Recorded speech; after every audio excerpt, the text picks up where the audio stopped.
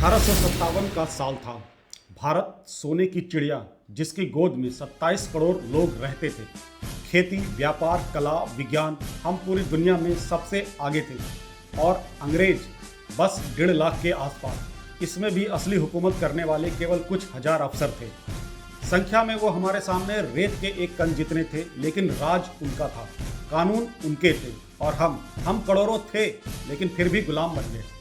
गुलाम बन गए क्यों? क्योंकि हम एक राष्ट्र नहीं थे, बल्कि सैकड़ों टुकड़ों में बटी रियासतें थे।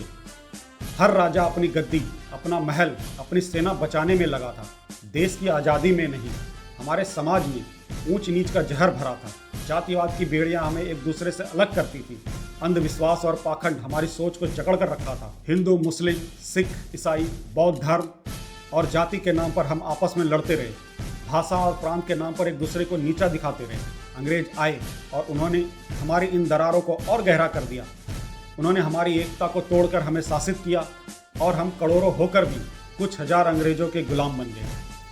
हमारे अपने लोग पद, सोना और उपाधियों के लालच में अंग्रेजों की वर्दी पहनकर अपने ही भाइयों पर बंदूक चला रहे। किसी को जागीर चाहिए थी, किसी को सर की उपाधि, किसी को बस अपना छोटा सा इलाका। अंग्रेजों को ज़्यादा मेहनत नहीं करनी पड़ी, बस थोड़ी रियासतें बांट दी, कुछ चांदी के सिक्के थमा दिए और भारतीय स्वयं उनके पाले में चले गए। यही थे वो गद्दार जिन्होंने अपनी मातृभूमि की कीमत पर अपने निजी स्वार्थ को चुना।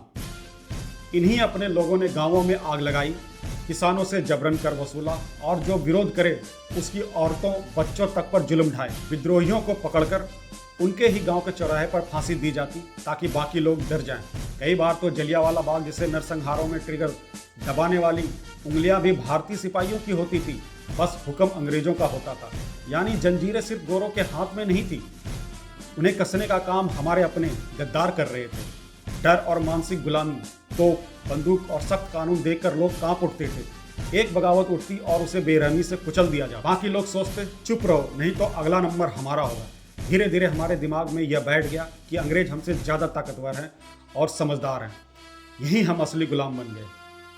हार मैदान में नहीं, दिमाग में हुई। अंग्रेज भारत की आबादी का 0.1% से भी कम थे, लेकिन उन्होंने हमें तलवार से नहीं, सोच से हराया। जब हम एक हो सकते थे, हम बट गए। जब हम खड़े हो सकते थे, हम झुक गए। जब हमें लड़ना चाहिए था, हमने चुप रहना चुना। आज भी वही कहानी। अंग्रेज चले गए, अंग्रेजियत छोड़ गए और हमने उसे अपना लिया। आज भी भारत भले ही आज़ाद है, पर भारतीय सच में आज़ाद नहीं है। भारत के गुलाम बनने का सबसे बड़ा कारण हमारी आंतरिक फूट थी। अंग्रेज यहाँ सीमित संख्या में थे, उन्होंने हमारी कमजोरियों को अच्छी तरह समझा और उसका फायदा उठाया। आम जनता धर्म, जात पात, भाषा और क्षेत्र के नाम पर बटी हुई है। जहाँ एकता होनी चाहिए वहाँ नफरत फैलाई जाती है, जिसका सीधा फायदा सत्ता में बैठे लोग उठाते हैं। चाहे 18वीं सदी हो या 21वीं, जब लोग आपस में बढ़ जाते हैं, बाहरी ताकत या सत्ता के लिए उन्हें नियंत्रित करना बेहद आसान हो जाता है। जंजीरें अब दिखती नहीं है, वो हमारे दिमाग में है।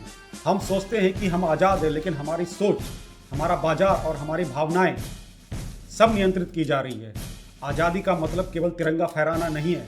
आज़ादी का मतलब है डरना बंद करना, बटना बंद करना और झुकना बंद करना। जिस दिन भारतीय सच में सोचने लगेंगे, अपने अधिकारों के लिए खड़े होकर लड़ेंगे, उस दिन भारत सचमुच आज़ाद होगा। जय हिंद।